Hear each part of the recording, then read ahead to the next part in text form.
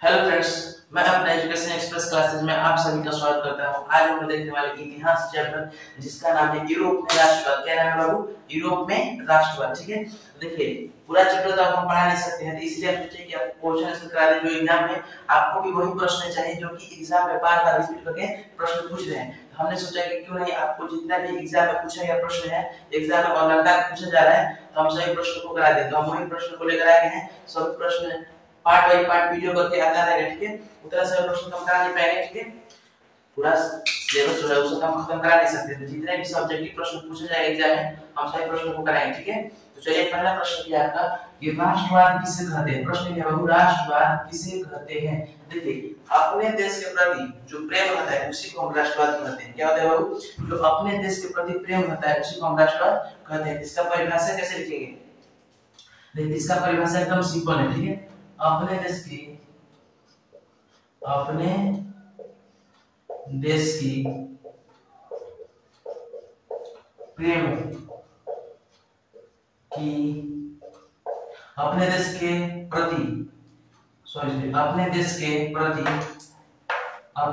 के प्रति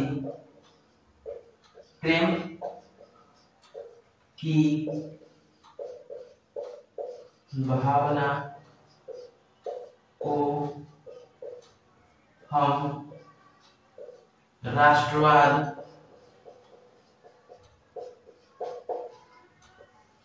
कहते हैं। ठीक, कितने बच्चे को मन में होगा कि इतना शॉर्ट आंसर कैसे हो सकता है? जी हाँ, इतना ही शॉर्ट आंसर होगा। आपके इसमें कोई दिक्कत नहीं है, क्योंकि पहले के समय जैसा नहीं है कि कम ही ऑब्जेक्टिव पूछ रहा है, आपको लिखना है खूब नहीं, जो प्रश्न बोल रहा है बस उसका राइट आंसर देना है। क्या करना है बाबू? राइट आंसर देना है। देखिए, ऑब्जेक्टिव पूछा जा रहा है, ऑब्जेक्टिव जैसे पूछा नहीं जा रहा है, आपको क्या करना है, सभी प्रश्न को एक कॉपी पर आपको नोट करते जाना है। जितने भी मोस्ट इंपोर्टेंट प्रश्न आप करा रहे हैं सब प्रश्न को नोट कीजिए, यही सब प्रश्न आएंगे। ठीक है, चलिए हम दूसरा प्रश्न को देखते हैं। दूसरा प्रश्न क्या है आपका, मेजनी कौन था? ठीक है, आपके बुक में पढ़ा होगा और नहीं पढ़े होंगे तो शायद देखिए प्रश्न जितने भी सब्जेक्ट प्रश्न आप करा रहे हैं आप कॉपी पर नोट करते चलिए। ठीक है, दूसरा प्रश्न है कि मेजनी कौन था? तो इसका आंसर हम लिख रहे हैं, आपको भी साथ साथ लिखना है। ठीक है, देखिए मेजनी, ठीक है, मेजनी साहित्यकार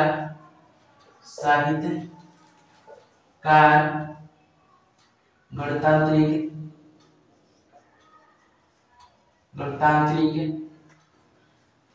मेजनी साहित्यकार गणतांत्रिक विचारों का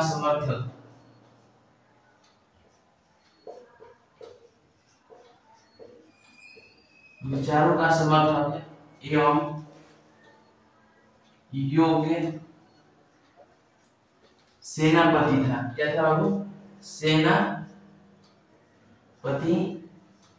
था।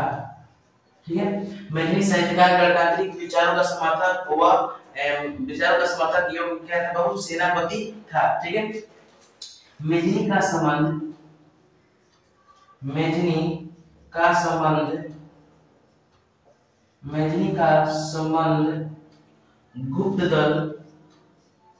गुप्त दल कार्बोनारी से था। किससे बाबू था?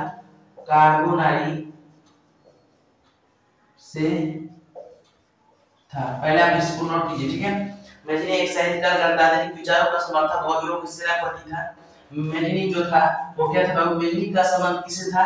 गुप्त दल के कार्बोनारी से था। किससे था बाबू? गुप्त दल के कार्बोनारी से था। मेजनी ने क्या किया था? देखिए, मेजनी ने यंग यूरोप और यंग इटली, क्या बाबू? यंग यूरोप और यंग इटली की स्थापना की थी। यंग यूरोप और यंग इटली की स्थापना की। बस इतना ही आंसर आपको इस प्रश्न का रखना है। मेजनी कौन था? एकदम सिंपल आंसर है, कोई दिक्कत नहीं है। देखिए मेजनी क्या था? मेजनी साहित्यकार गणतांत्रिक विचारों का समर्थक एवं योग्य सेनापति था। मेजनी का संबंध गुप्त दल से कार्बोनारी से था।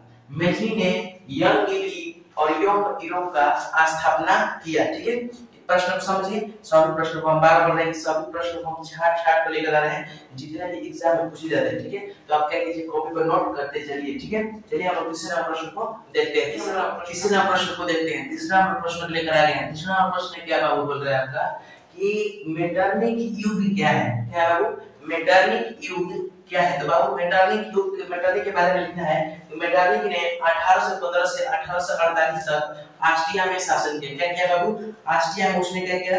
शासन किया। ठीक है, इसी को लिखना है। मेटरनिक युग क्या है? मेटरनिक युग क्या है? एग्जाम में पूछ चुका है। ठीक है, तो मेटरनिक युग क्या है बाबू? लिखिए यहाँ पर। मेटरनिक ने, लिखिए मेटरनिक, एकदम छोटा छोटा आंसर। ठीक है, मेटरनिक ने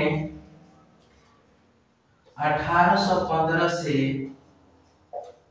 1848 तक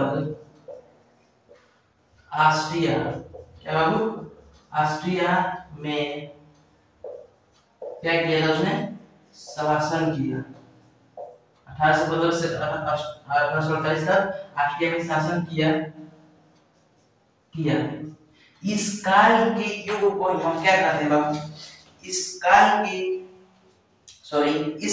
को मेटरनिक युग के नाम से जाना जाता है। क्या बाबू? इस काल को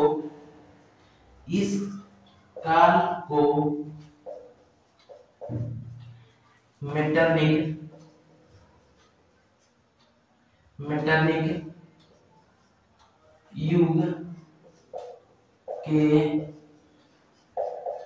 नाम से क्या जाना जाता है। ठीक है, तीसरा प्रश्न भी करा दिए। ठीक है, तो आज हम लोग 3 प्रश्न तक ही रखते हैं। और ठीक है, इसका पार्ट 1 है, ये पार्ट 2 आएगा। पार्ट 3 जितने भी 1 चैप्टर में मोस्ट इंपोर्टेंट सब्जेक्टिव रहेगा, हम सभी प्रश्न को लेकर आ गए हैं। ठीक है, आप डेली याद कीजिए, अब ज्यादा टाइम नहीं बचा है। 3 प्रश्न आज लाए, 3 प्रश्न कल रोज लाएंगे, 3-4 कर से प्रश्न एक पहला चैप्टर खत्म कर देंगे। ठीक है, और इसका ऑब्जेक्टिव हम करा दिए हैं। ठीक है, जाकर प्लेलिस्ट देख लीजिएगा। तो थैंक यू, धन्यवाद। वीडियो अच्छा लगा तो शेयर करना नहीं भूलिएगा और कमेंट करना नहीं भूलिएगा। और ज्यादा देखिए, आप डरिए मत, इतना छोट-छोट आंसर है तो एग्जाम में लिखे नहीं, एक ही प्रश्न लिखना है आपको। हम इस बात की गारंटी देते हैं। ठीक है, थैंक